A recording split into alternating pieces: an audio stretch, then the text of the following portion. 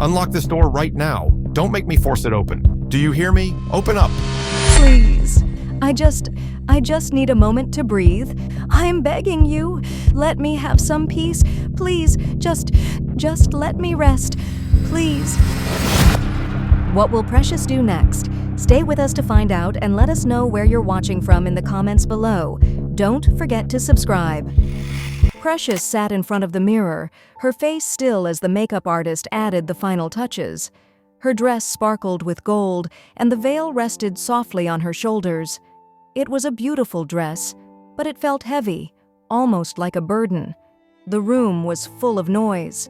Her bridesmaids laughed and took photos, their joy echoing against the walls, but Precious felt far away from it all.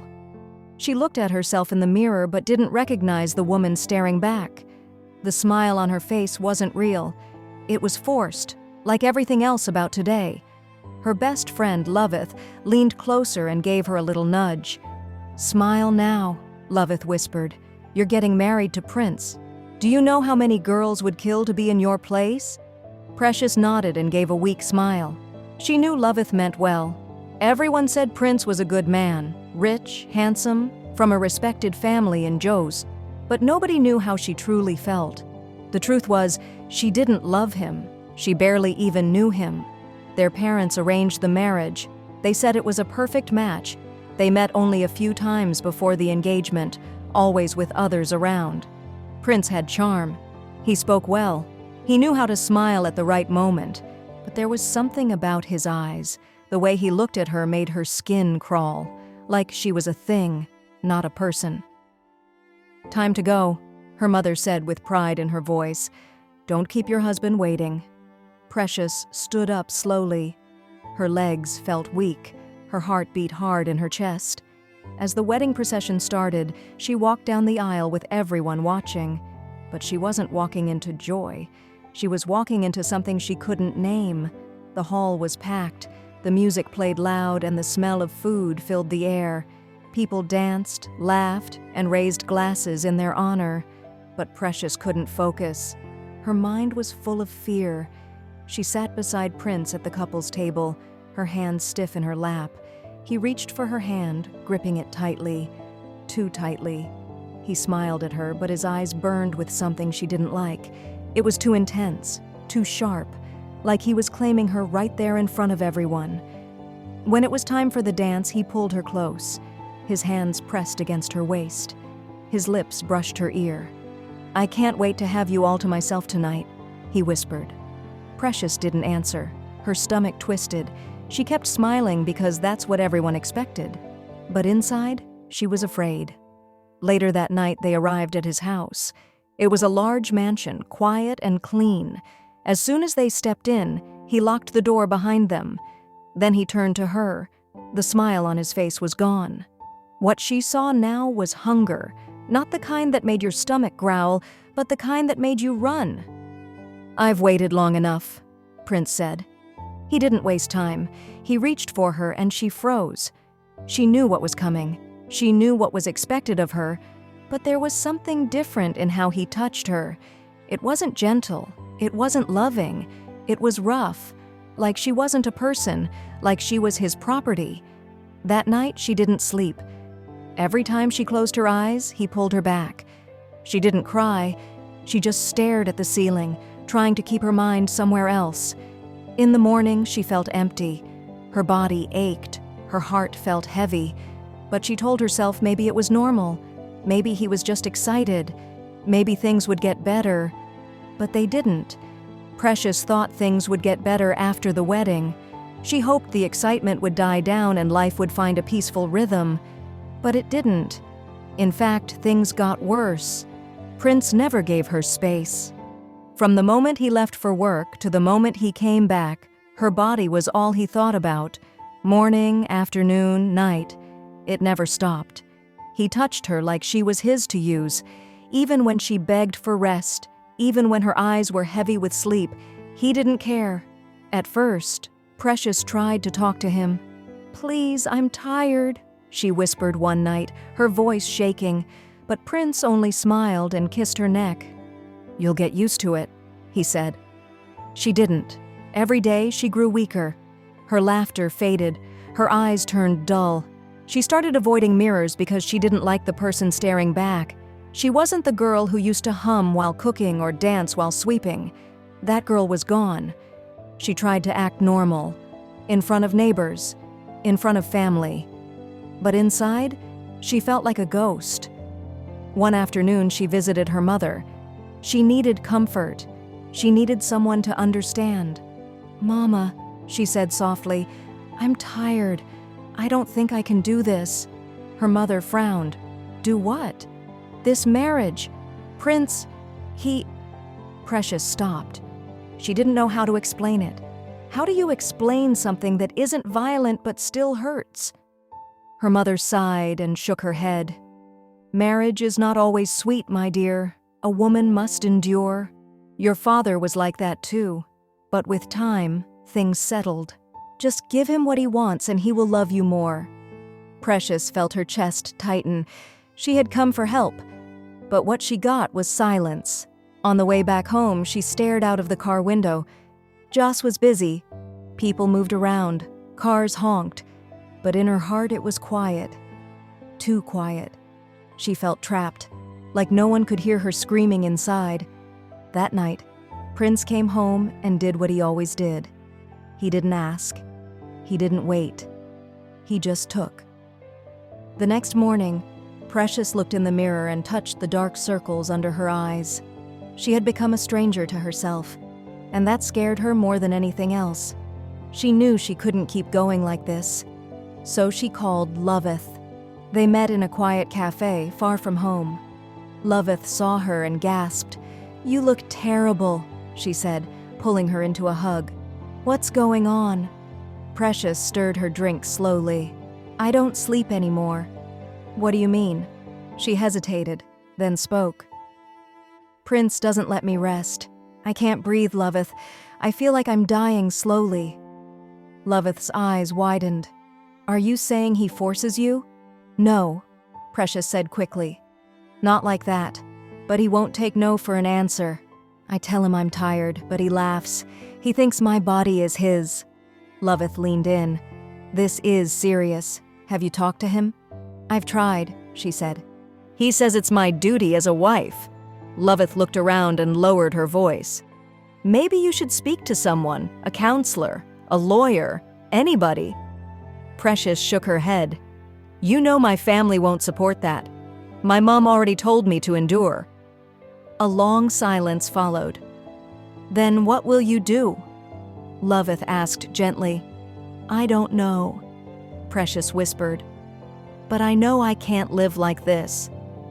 From that day, she started looking for ways to avoid Prince.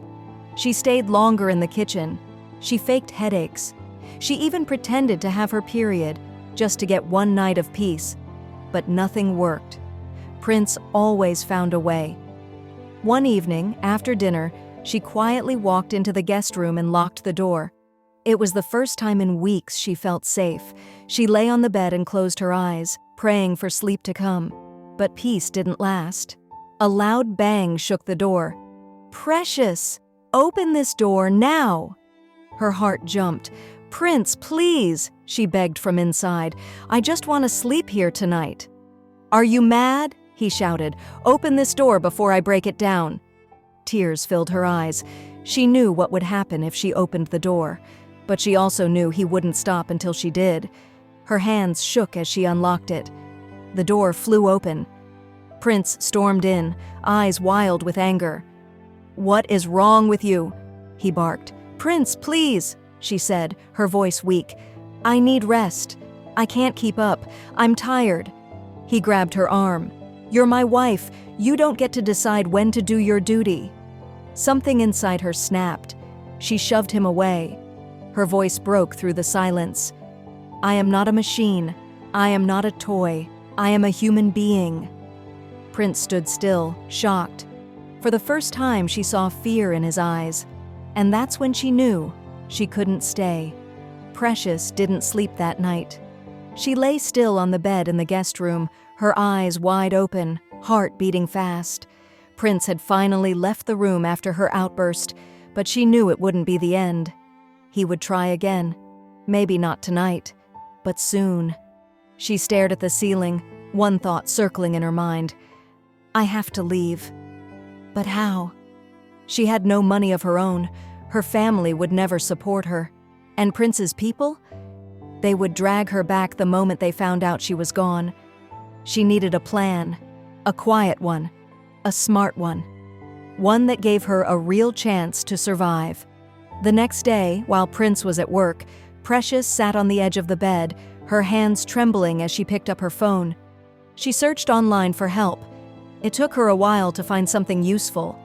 A women's support center based in Abuja. They had a number. She dialed it. Her voice cracked when someone answered. Hello, Women's Advocacy Line. How can we help you? Precious didn't speak at first. Her lips parted, but nothing came out. She felt like her throat had closed up. Then she found her voice, weak and shaking. I'm married, but I don't feel safe. My husband, he doesn't beat me, but he won't let me rest. I can't breathe. The woman on the line was patient. She didn't interrupt or rush her. She listened.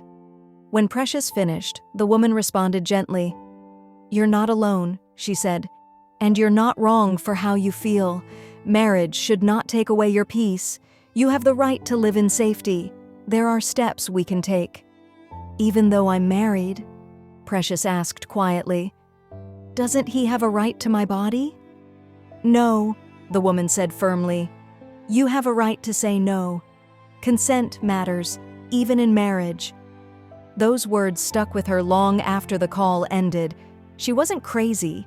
She wasn't being dramatic. She had a right to leave.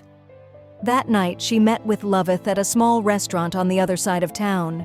They sat in the back corner away from eyes and ears. I'm ready to leave, Precious said, but I need your help. Loveth didn't even blink. Say the word. Whatever you need, I'll do it. I found a women's shelter in Abuja.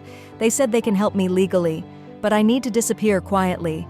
I need to be gone before Prince realizes I'm serious. Loveth leaned in. Okay, then we move smart. Do you have a bag packed? Not yet, Precious said, but I'll start. Slowly, I'll hide it in the guest room. Loveth made calls that same night. She found a safe place in Abuja where Precious could stay, a small flat run by volunteers for women fleeing unsafe homes. She spoke to a lawyer through the shelter who promised to file for legal separation and protection once Precious arrived. The next few days were tense. Precious moved around like nothing had changed, but everything had. She cooked for Prince. She smiled when he asked how her day went. She even laughed when he made a joke at dinner. But underneath it all, she was slipping away. Every night when he fell asleep, she would take a few things. Her ID, small clothes, savings, her phone charger. She placed them in a travel bag hidden under the guest bed.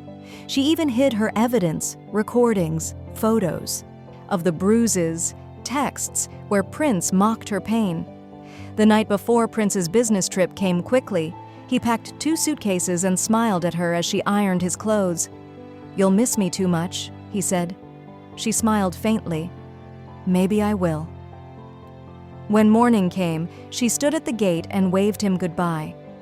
As soon as the car disappeared around the bend, she closed the gate and locked it behind her. Her hands trembled. Her breathing grew shallow. But she didn't stop. She went straight to the guest room, pulled out the bag, and zipped it. She checked her phone again. Loveth had already left the house. They were meeting down the street. The driver they hired was waiting. Precious changed into simple clothes, jeans, sandals, a headscarf, no makeup, no jewelry. She looked like any other young woman on the road. Before she left, she stood in the living room one last time. The curtains were still drawn, the floors clean. The big, empty house didn't feel like a home. It felt like a cage. She didn't say goodbye. She just walked out. The gate was unlocked. Loveth had made sure the security guard was off duty. Precious stepped onto the street, and the air hit her face, warm but free. Loveth's car was parked by the corner. She got in, and they didn't speak for the first few minutes. Then Loveth asked, "Are you okay?" Precious stared ahead. "I don't know," she said, but I'm not his anymore, and that's enough for now." They arrived in Abuja later that evening. The flat was small and tucked away on a quiet street. It had a bed, a fan, and a bathroom. No one knew she was there except Loveth and the shelter manager. Precious lay on the bed and stared at the ceiling. This time, it wasn't fear that filled her chest. It was silence and relief. The next day, the lawyer came. They went over the case, reviewed the evidence, and filed the documents. The legal separation began. A protection order was also placed on Prince. If he ever tried to come near her again, he would be arrested. Prince's family found out soon after. They didn't shout, they didn't plead. They sent messages, calm, collected, polished. "This can be fixed. Come back, let's talk. We'll make it better." Precious didn't reply. Her mother finally called. She expected this. "You've disgraced us," her mother said, voice sharp. "What kind of woman runs from her marriage?" Precious held the phone to her ear, calm. "I ran from being used like an object. That's not marriage." "Do you think any man will marry you again?" her mother snapped. "I'm not looking for another man. I just want peace." Her mother went quiet. Then she said the same thing she always said. "What will people say?" "I don't care anymore," Precious said, and she ended the call. Days turned into weeks. The shelter helped her get a small job. She started volunteering, helping other women in similar situations. Every woman had a story, some worse than hers, some just as bad. She listened, and slowly, she began to heal. She didn't cry much, she didn't scream, but sometimes in the middle of the night she sat on the floor and just breathed. Because now no one was pulling her, no one was hovering, no one was demanding what she didn't want to give. One afternoon, Loveth visited her with food and small gifts. They sat and talked like old friends. For the first time, Precious laughed. A real laugh, one that came from her stomach and not just her mouth. "You look different," Loveth said. "I feel different," Precious replied. She didn't know what tomorrow would look like. Maybe she'd go back to school. Maybe she'd open a small shop. Maybe she'd write her story down and help other women see what she couldn't see at first. But she was no longer waiting to be saved. She had saved herself. And just when she thought the worst was behind her, a knock came at the door. To be continued. Don't miss the next part. Please subscribe to my channel, turn on the notification bell, and comment where you're watching from below.